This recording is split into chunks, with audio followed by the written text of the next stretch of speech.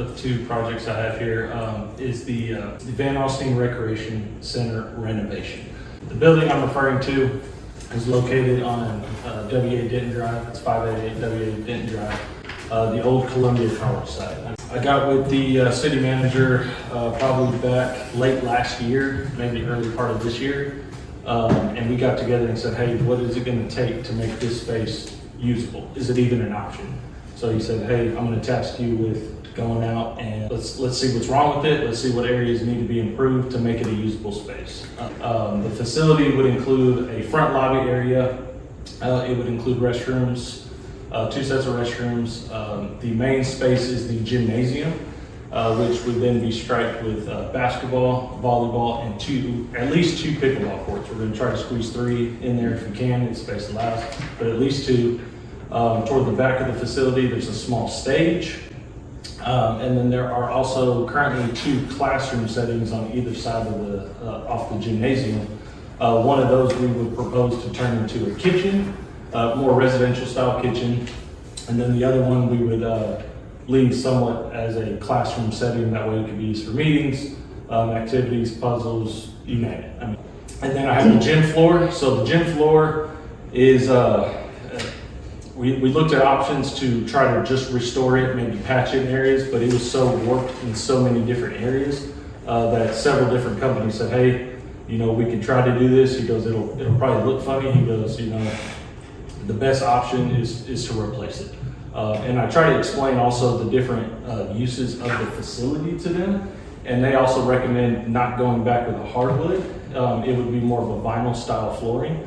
That way, if you use tables and chairs and things like that, it would hold up better to potential scratches and damage. So that number being proposed there would include vinyl style flooring.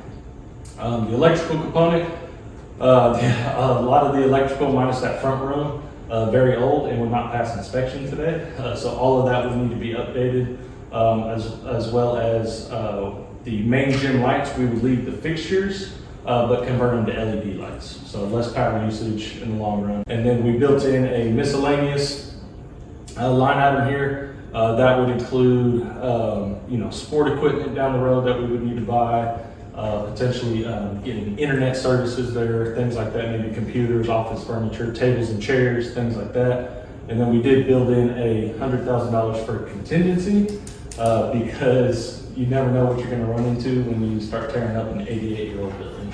So the building was actually originally built in 1936. I should have left that. So is the parking lot on the back side, is that not a part of the same property? It is, but it's very, very small. And right now that's actually where we store all of our parks. So yes, there would be options to expand that parking lot if we needed to in the future. But right now, I think they were looking about half the lot if they could fit the number of spaces that they wanted in there. Yes, I can go back to that first. Yeah, the first picture. Yes. So there's bleachers on the sides. Yes. What's the intent of those? To keep them. They're solid wood. We are going to repaint the facility, the inside. Colors to be determined right now, but we'll probably go back with a 2-tone look. So currently they're a brownish with the white on the top. But yes, those would be fixed up in any holes that are existing, and then we would paint them when the school was operating, and they used the stage as kind of a passageway. Obviously, you can walk out right in front of the stage and go to the classrooms as well, or the classroom and kitchen. But to get directly there, I mean, you could go one of 2 ways. So I would like to have a first item that we talked about was on the project Bill Smith. I'd like to have a motion on that, please. All in favor with the right hand, please. And it's so moved anonymously. Motion to approve a sign grant for Taco Factory in the amount of $2,159. All in favor? And it's approved. Authorization of the board to allow the board president to continue negotiation with parties in the downtown area on property. Is all in favor? And it's passed. And for approval of the request by the Parks and Recreation Center for the $70,000 for the kitchen and the parking lot, assisting on the rec center for the city of Alstyne. Vote with your right hand, please. And it is unanimous. Item number 11, receive the treasurer's report update on CDC 2022-23 audit preparations and CDC financials and CDC EDC budget 24-25, banking services update, etc. Mr. President, I'm going to break this into two different segments. As far as the audit preparations, Mr. Peacock is in the process of finalizing the CDC audit, and that will be done here in the next week or two. And then the city auditor will take over, and that should be that will be ongoing here for the next early part of the summer. With Sherry's help, right now I think our financials were 26 pages long, which I think they could probably be 5.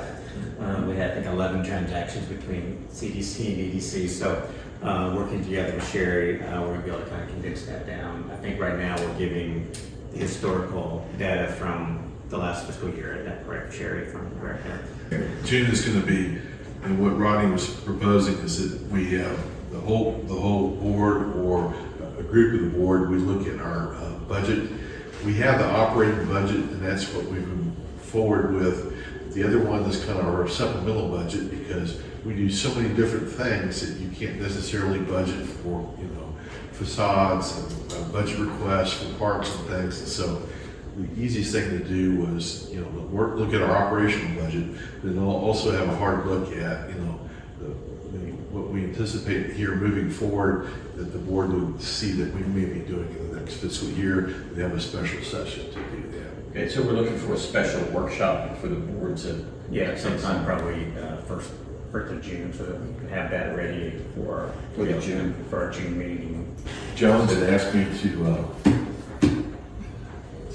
read the city manager's report. If you'd like to do that, I can do that now or wait for the EDC. The items pertinent to CDC, I think, should be covered.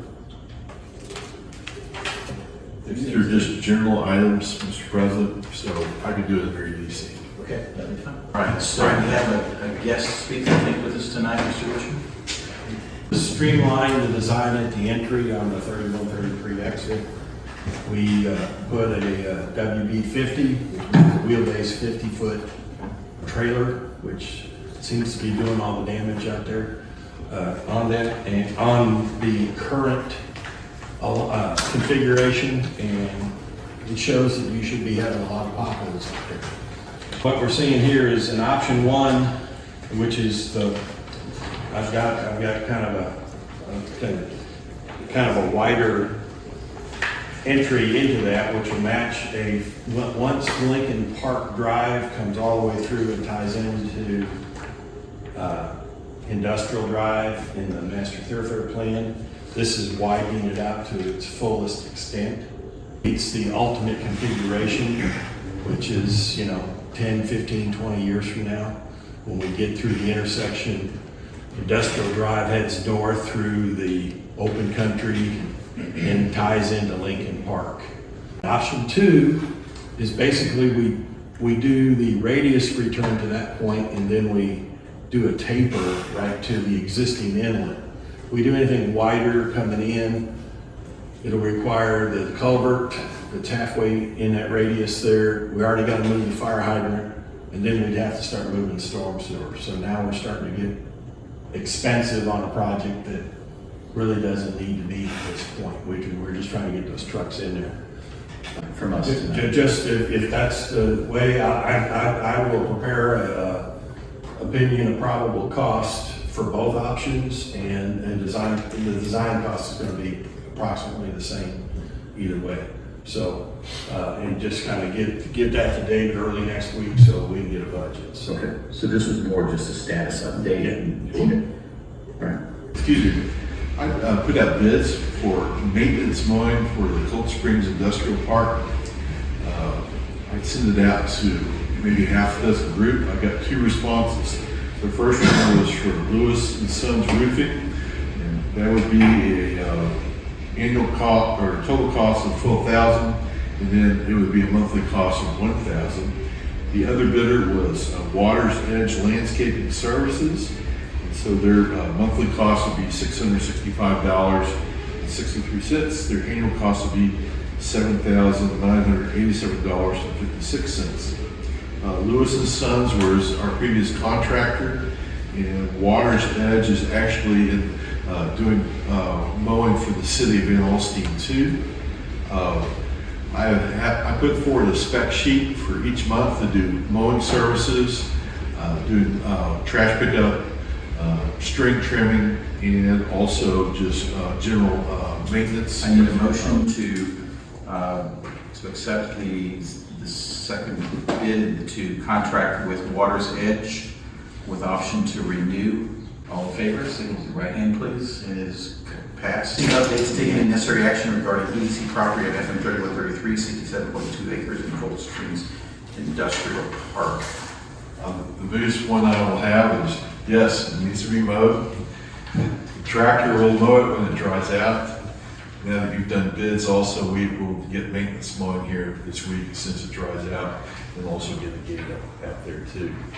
And you heard from Lynn McMahon tonight as far as the entrance, and those are really all the updates I have for those. Okay. Property tonight. Item number 10, receive an update, take necessary action regarding the CDC City Future website. And I believe so we defer to the CDC with this as well, so we can get us the update for both of these. Right now, the city of Van Alstyne is looking to update the city's website. Part of that is also going to be EDC's participation. That's underway and it's nearly complete. One of the components with the EDC website is to have property listing, information about available property on a portal that shows, that what land and things are available, kind of a general term. It usually does not encompass everything, but it does usually a pretty good job. Two companies in this world that does that is GIS WebTech and then LoopLink. How long would that need to take place? Contractually, this is on an annual basis, so we would commit for a year. It's $395 a month or $4,740. And then if let's say we start July the 1st, at the end of next year, in June, we would, certainly evaluate our, needs and capabilities. I had, Mr. Jones had asked me to kind of read his update, if y'all would allow me to do that. I'll give you kind of a quick. So he said on the elevated storage tank, he said as of May the 10th, the base and concrete pedestals have completed with 14 feet of lifts, with approximately 7 feet per lift, with a total pedestal height of 100 feet. Mr. Jones had asked me to inform the board that the city would like to see this be put into place. TxDOT's funding is not currently available to do this, but I think with public outreach that might change, and he's asked that if you can reach out in any capacity to TxDOT to get this funded and move forward, I think it would be a very impactful thing for the community, the school district, and the citizens of Van Alstyne. Number 14, directors and closing comments. Any closing comments, Mr. Hoff? Start with you. Got one now. I think us as with city leaders within the city, we probably need to take it upon ourselves to take that seriously, to reach out to TxDOT. If we don't have a light in place by the time the fall rolls around, there will be accidents, there will be injuries. Thank you to everybody for being here. I know some of you have been here the whole duration. For those, our PNC brethren that's joined us tonight, thank you for doing that. For the staff, for all their hard work this week. And we look forward to seeing progress on some of these items. So thank you all very much. I need a motion to adjourn. So moved. We have a motion from Mr. Brad Clough. We have a second from Dan Kelly. And all in favor? And we are now closed.